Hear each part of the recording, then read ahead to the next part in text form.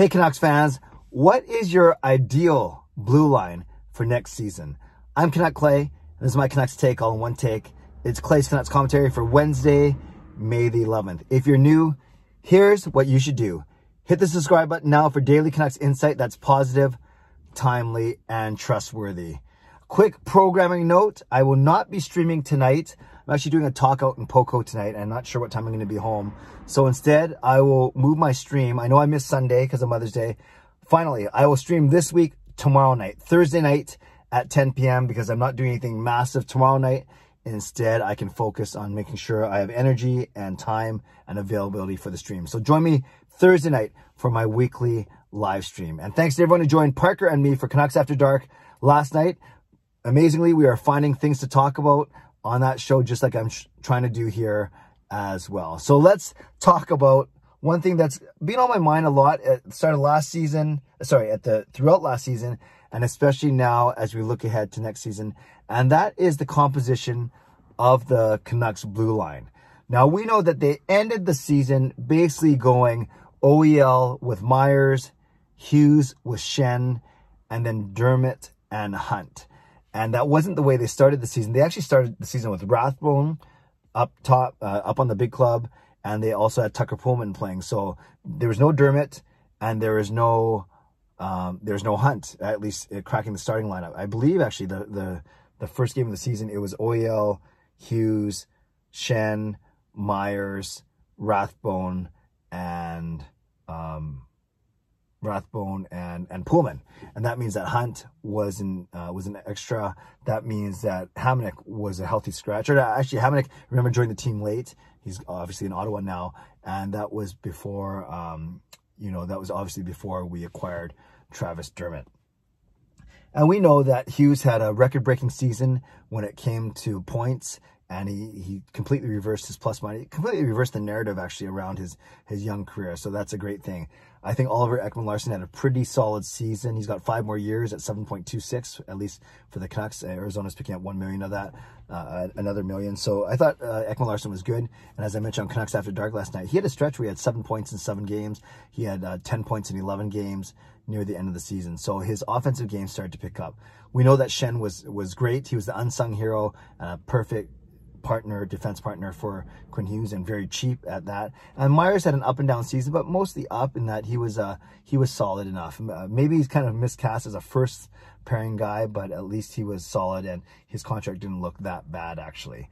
Then on the bottom pairing, like I said, it started with Pullman, and then Rathbun. Rathbun played 9 games, then went off to Abbotsford. Then they traded Hamonic halfway through the season. It got Travis Dermott in a separate deal that looked basically the same. And then you had guys like Hunt and Bowie playing, Madison Bowie playing on the third pairing, and Kyle Burrows as well. Okay, so that's what the Canucks looked like last season. What are they going to look like next season? Well, we know the gimmies are the for sures. Quinn Hughes, for sure, not movable, not tradable, because they don't want to trade him.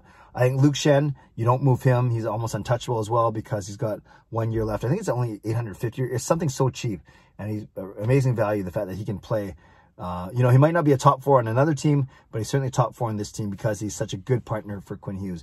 OEL, yes, I know Elliot Friedman mentioned that the Canucks might look to move him, but I think that's a lot of wishful thinking if you're talking about the contract. And I like OEL actually, so I don't expect him to move. I don't expect Myers to move. So I think that's your top 4. I've always said that I'd love to see Jack Rathbun get a full season with the Vancouver Canucks. I think he's mature enough. I think he's smart enough. He definitely has the wheels. He's got the passing ability. I know there's some questions about his defensive game, but maybe he's got to be like Quinn Hughes and be really aggressive with his stick, really take advantage of his skating, knowing that he's not going to really outmuscle anyone, although he's a bit bigger than Quinn. But I am fine with the left side of Hughes, OEL, and Jack Rathbun. I really am. Then I would take Travis Dermott and I put him on the right side. He's a good skater, so he could skate with Rathbun. I'm really actually intrigued by Rathbun Dermott pairing. I think Dermott's got a good first pass. We've talked about that a lot. Is able to get out of the zone and doesn't really make a lot of mistakes. So I do like that as a third pairing. So that means, though, if we do that, that means no Tucker Pullman, and we don't know what his injury situation is. It's unfortunate that he had the concussion, tried to come back, and didn't even last a full game. So who knows what Tucker Pullman's situation is, but maybe he's a number 7 anyways, an expensive number 7 at 2.5, but maybe he's a number 7. Brad Hunt is a UFA. As much as he was great playing for his hometown team, I'm not sure if you need to have him on this team if you still have Kyle Burrows under contract. I forgot to look up Burrows if he's a UFA or RFA as well. But guys like Hunt and Burrows and Bowie, although they're good, no Juleson, although they're good, they're never going to be like true bona fide top 6 guys. So presuming the Canucks don't make any changes, i.e. big acquisitions, I would go Hughes, Shen, Oyel, Myers, Rathbun, and Dermott. And then you could have an extra of Pullman or a Bowie or something like that. Now, this doesn't even include the Canucks going out and making a splash in free agency. And there's some big ticket guys. And I've just said I'm really comfortable with the left side. So I think you want to improve your right side on this team. And they're guys, but they're really expensive. They're guys that are out there like Chris Letang. John Klingberg's going to be out there. I actually like Klingberg a lot, but I think he's coming off a $6 million contract. Then there's guys like Colin Miller, who's in 29-30. I don't know what handed he is. There's guys like Giordano. So there are a lot of guys, Strawman, who are in that $5-6 million range that I simply don't think the Canucks can afford.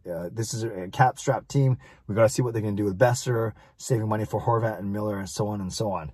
So I really think when it comes to the D, the Canucks are going to try and improve from within. And to me, that improvement, maybe it's not much of an improvement, but it's Jack Rathbun being promoted to the team and getting a full season as our third pairing left shot guy. Now, maybe the Canucks are able to move out some money, whether it's a Pullman or maybe it's a Dickinson or a Myers even. So that's not to say that the Canucks certainly can't add to the blue line, but I think right now in the shape they're in, it's quite difficult to do so. And I think realistically, I know there's a lot can happen with free agency. Of course, that's what we're talking about. Draft, trades, whatever it may be. But as much as I think Rutherford and LV want to improve this team, I'm not sure how quickly they're going to be able to do that. But having said all of that, that's the part that intrigues me the most too, is maybe they're going to get really creative and do something really cool on who uses the word cool when talking about management of a hockey team? But maybe they're going to do something intriguing and creative is probably the better word I was looking for, and do something on the back end. And maybe our back end does look a little bit different next season. So my realistic back end defense is Oyel, Myers, Hughes, Shen, Rathbun, and Travis Dermott. I would love to hear what you think the blue line's going to look like. And if you want to speculate a little bit and talk about them making moves to bring in a free agent, go ahead and do so. I love to see, but as you know, I usually like to lean towards the side of being realistic. So that's kind of how I see the Canucks lining up, at least to start the season next year. But maybe I'm way off. Maybe you think there's a big move in the works. Want to give a quick update on my bowling before I do all my shout-outs and my wrap-up. Last night, my best bowling night of the season by far. In fact, it was my best bowling night average-wise I think I've ever played in league. I bowled a 192 average. Yes, I had 768 total pins. So our team won 27-23. I beat my opponent 8-2. The two middle guys for each team were absent, so they split the points 5-5, and then our anchor lost 8-2, basically 3 games plus total. So for the 30 team points, it was tied. It was 15-15 if you add all those points up. But then we won 2 of the 4 games, so that's 8. They get 8. So now we're at 23-23, and then we won by a total of 4 pins. So those extra 4 points. So we won 27-23.